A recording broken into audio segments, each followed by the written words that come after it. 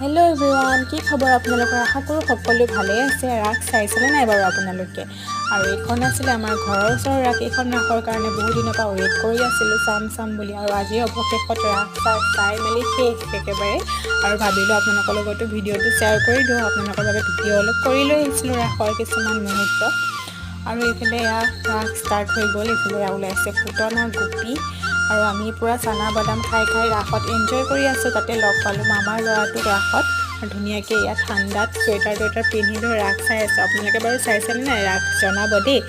আৰু এইফালে এয়া আছিলে দধি মঠা, লগতে ৰাধা কৃষ্ণ ঝুলনা খেলা, দাণ্ডিয়া নৃত্য, মানে গোটেইখিনি আছিলে আৰু খুব এনজয় কৰিলোঁ। মানে আৰু ৰাস নায়েই চাবলৈ কাৰণে আমাৰ ইয়াত এখনেই শেষ লাষ্ট ৰাস আছিলে।